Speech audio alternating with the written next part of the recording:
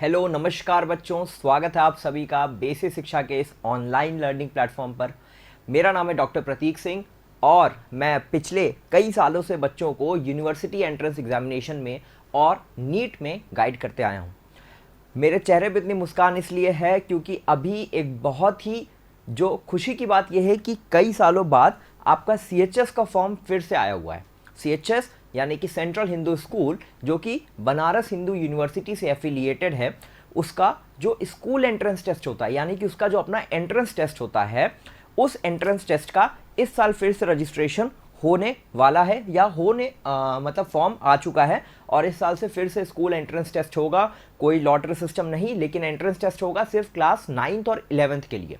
ठीक है, क्लास 6 वाले बच्चों के लिए अभी भी लॉटरी सिस्टम है, बट उम्मीद करेंगे कि अगले साल से वो भी बंद हो जाएगा। ठीक है, 2019 में ये एग्जाम आखिरी बार हुआ था। 2015 में मैंने खुद CHS का स्कूल एंट्रेंस टेस्ट दिया था।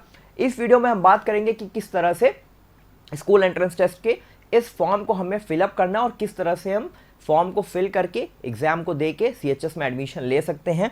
2 साल मैंने CHS में पढ़ाई की है, 15 से 17 तक। ठीक है, क्लास 11th और 12th में मैंने एंट्रेंस दिया था और मैंने क्वालिफाई किया हुआ था।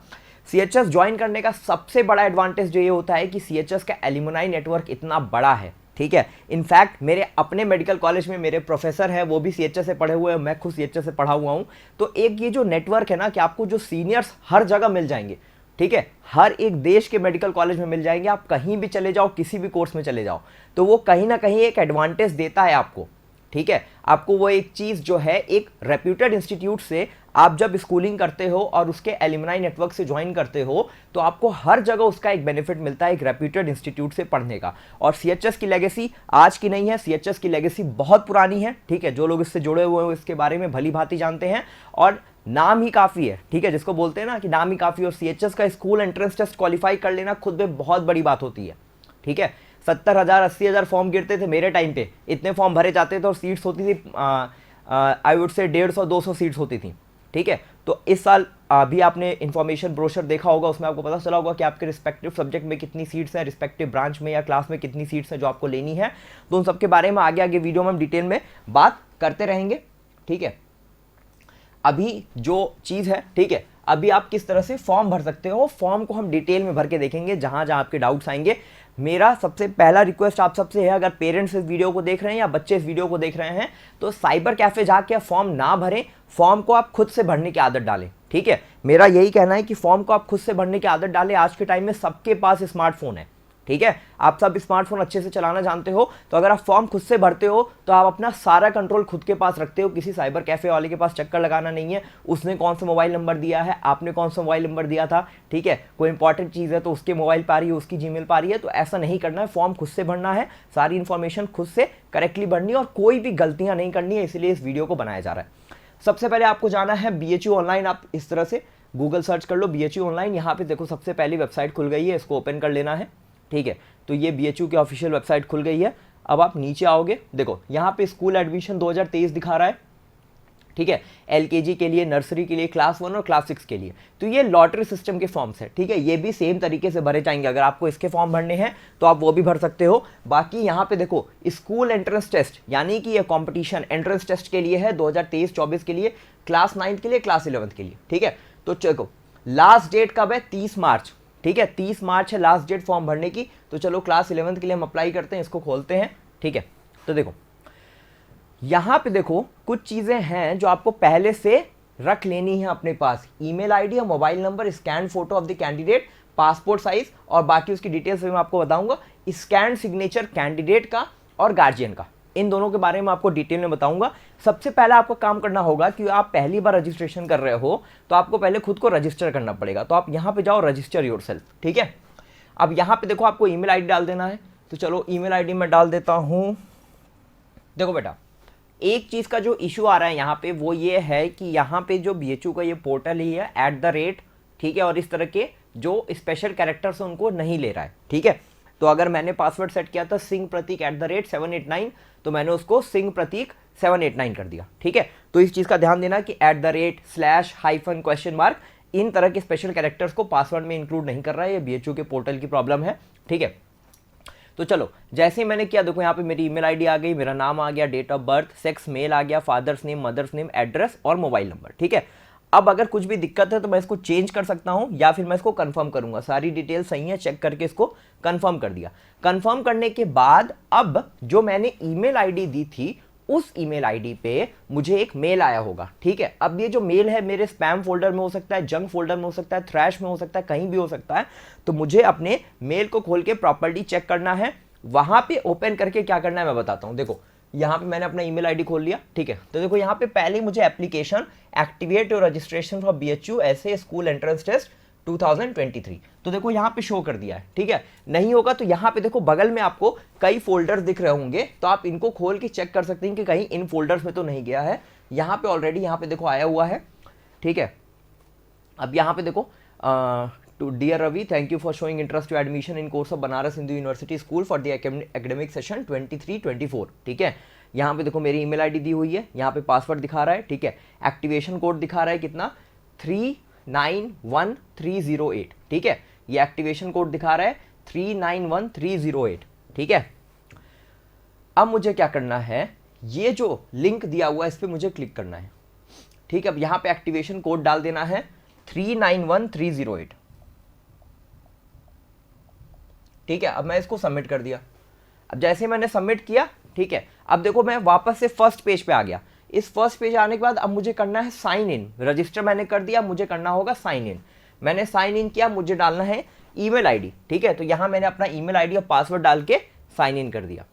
ठीक है, तो देखो इस तरह का फिर पोर्टल खुल जाएगा। अब इस तरह का पोर्टल खुलने के बाद देखो यहाँ पे एप्लीकेशन फॉर्म है, प्रीव्यू फॉर्म है, मेक पेमेंट, प्रिंट फॉर्म और पेमेंट स्टेटस। तो एप्लीकेशन फॉर्म पे हम जाएंगे।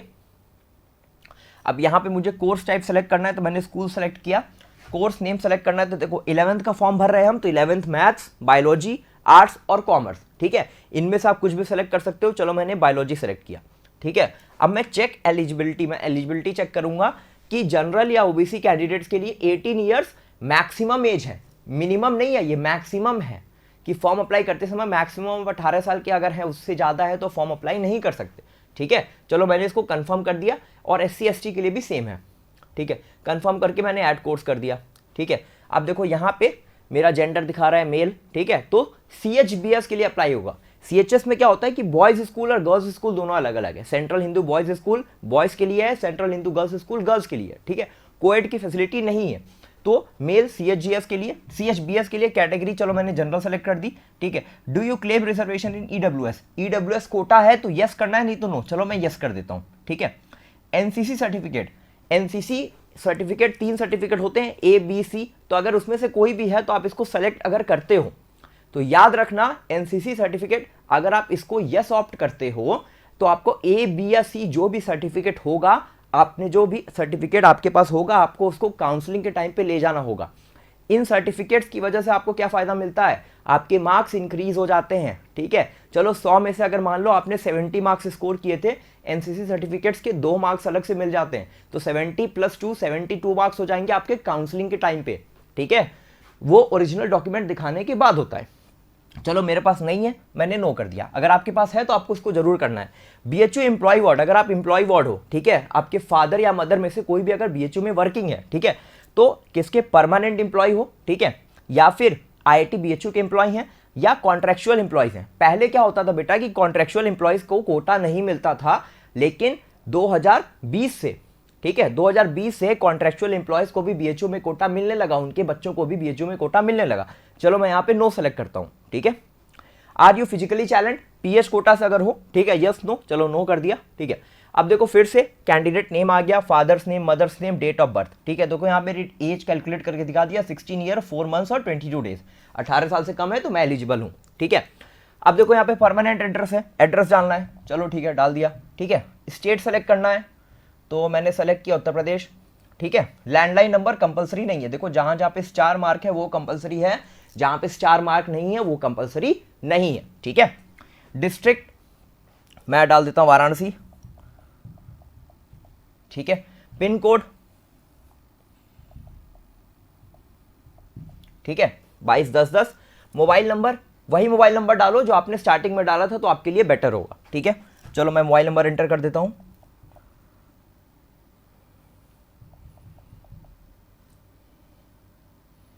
ठीक है।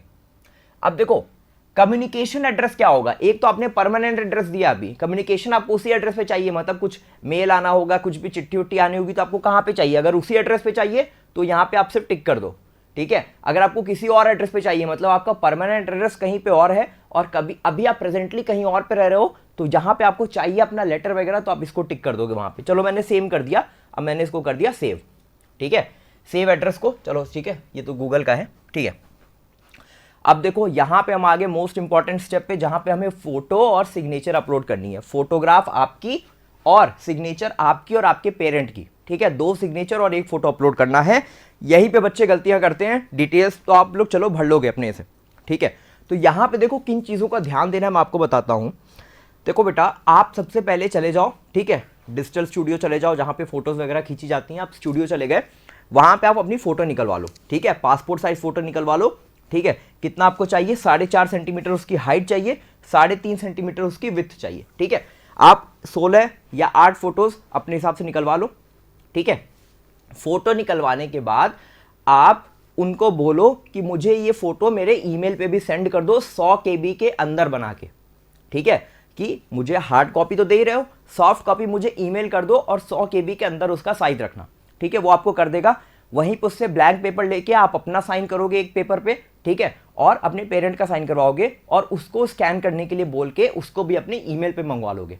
तो अपनी फोटो 100 KB के अंदर और 2 सिग्नेचर, एक अपना एक अपने पेरेंट का, मम्मी पापा किसी का भी हो सकता है, फादर मदर किसी का भी हो सकता है, ठीक है।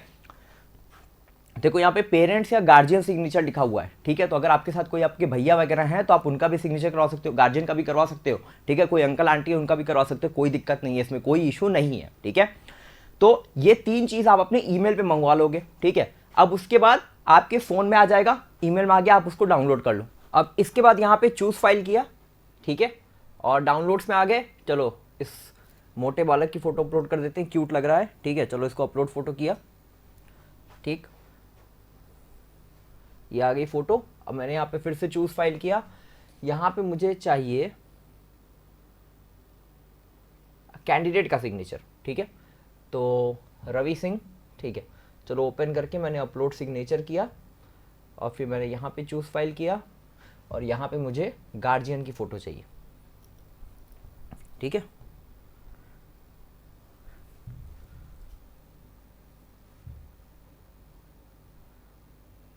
ओके,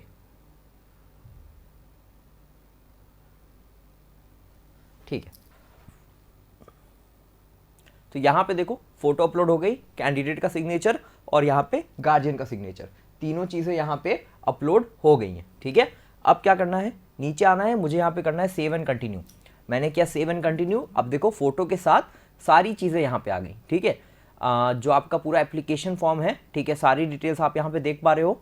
इसको आपको कन्फर्म एंड सबमिट करना है, ठीक है। कन्फर्म एंड सबमिट किया, कुछ चेंजेस करना है तो यहाँ से बैक कर लिया, ठीक है। चलो कन्फर्म एंड सबमिट किया, ओके, चलो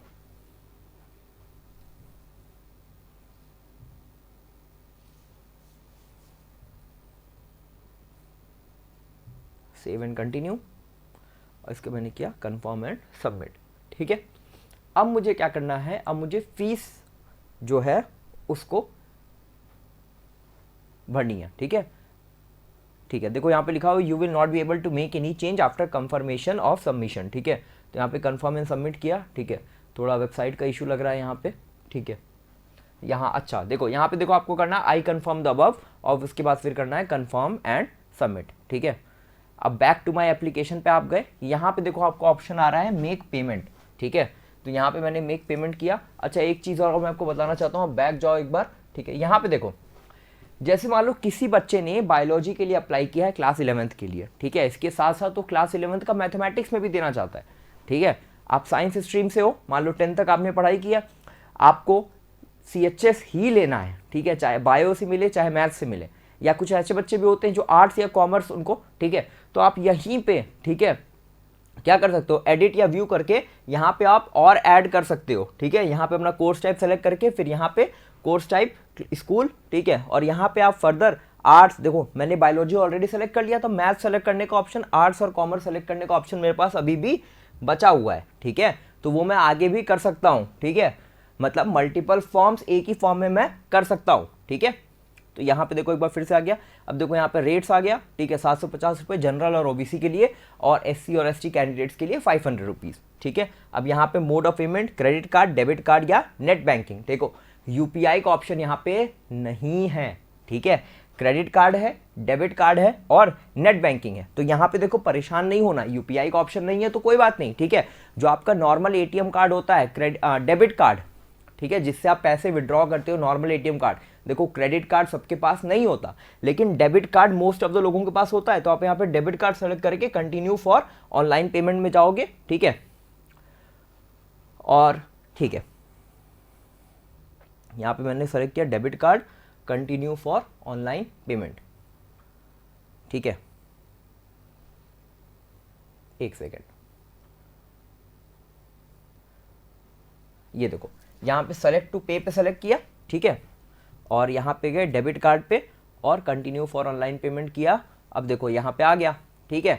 अब पे नाउ एंड सबमिट एप्लीकेशन, यहाँ पे आप जाके पेमेंट कर सकते हो। देखो पेमेंट गेटवे खुल गया यूजिंग कार्ड, ठीक है। पे using card, debit card support है। यहाँ पे कार्ड का नंबर डालो, एक्सपायरी डेट डालो, कार्ड पे जो नाम है, ठीक है, ये तो आपका नाम है, कार्ड का नाम और सीवीवी नंबर डाल के, ठीक है। यहाँ पे देखो इसको सेव नहीं करना है, ठीक है, सेव मत करना। और फिर नीचे आके इसको पे नाउ पे सबमिट कर देना। 765 रुपये। अभी बोलोगे 750 रुपये दिखा रहा था, 15 रुपये एक्स्ट्रा चार्ज क्यों लग रहा है? 15 रुपये एक्स्ट्रा चार्ज लग रहा है पेमेंट गेटवे का, ठीक है। ये जो रेजर पे के थ्रू आप पेमेंट कर रहे हो, ये उसका चार्ज है, ठीक है। तो 765 रुपये पड़ जाएगा लास्ट में, 15 रुपये। अगर SC ST कैंडिडेट है तो 500 रुपये का फॉर्म और 15 रुपये एक्स्ट्रा लगेगा चार्ज, ठीक है। तो इस तरह से आप यहाँ पे पेमेंट करके अपने कार्ड से, डेबिट कार्ड से अपना पूरा एप्लीकेशन फॉर्म आप फिल कर सकते हो। इसके अलावा अगर आपके कोई भी डाउट्स रह जाते हैं तो उनको आप कमेंट सेक्शन में डाल देना, मैं रिप्लाई करूंगा जरूर से। क्लास 11th का फॉर्म भी इसी तरह से भरा जाएगा, 11th के सारे स्ट्रीम का, क्लास 9 का भी, क्लास 6 का भी, ठीक है, कोई अंतर नहीं है। आई होप इस एक वीडियो में मैंने फॉर्म फिलिंग से रिलेटेड सारे डाउट्स आपको क्लियर कर दिए हैं। CHS की अगर आप प्रिपरेशन करना चाहते हो तो प्रिपरेशन के लिए भी क्या करना होगा, किस तरह से हम कोर्स लाने वाले, उसके बारे में आपको जल्द अनाउंसमेंट करेंगे। यूट्यूब पे ही हम फ्री काफ़ी लेक्चर्स आपको देंगे, ताकि आप यहाँ से भी प्रीवियस ईयर क्वेश्चंस को देख के और बाकी क्वेश्चंस को प्रैक्टिस करके आप फ्री ऑफ कॉस्ट भी प्रिपरेशन कर सकते हो, या पेड कोर्स में भी आ सकते हो। उन सब के बारे में जानकारी आपको आगे चल के मिलेगी। चैनल के साथ जुड़े रहेंगे। क्लास 9 के लिए रिलेटेड पर्टिकुलरली पहले मैं वीडियो डालूंगा कि प्रिपरेशन स्ट्रैटेजी क्या है, सिलेबस क्या है। वैसे ही क्लास 11th में हर स्ट्रीम के लिए प्रिपरेशन स्ट्रैटेजी क्या होगी और सिलेबस क्या होगा, इन सब के ऊपर डिटेल में वीडियो आएगा। तो चैनल के साथ जुड़े रहे। CHS के प्रिपरेशन अगर कर रहे हैं तो उसके लिए आपको प्रॉपर इंफॉर्मेशन यहीं पे मिलेगी। CHS का मैं भी एलुमनाई हूं, मैंने भी CHS से क्लास 11th और 12th अपनी कंप्लीट की है। मैंने भी एंट्रेंस क्रैक किया है, 2015 की बात है, पुरानी बात है, ठीक है। लेकिन एक्सपीरियंस जो है वो मेरा जो खुद का एक्सपीरियंस रहा है CHS को लेके, उसके थ्रू मैं आपको गाइड करने की पूरी कोशिश करूंगा। तो चैनल के साथ जुड़े रहिए, पढ़ाई करते रहिए। All the very best.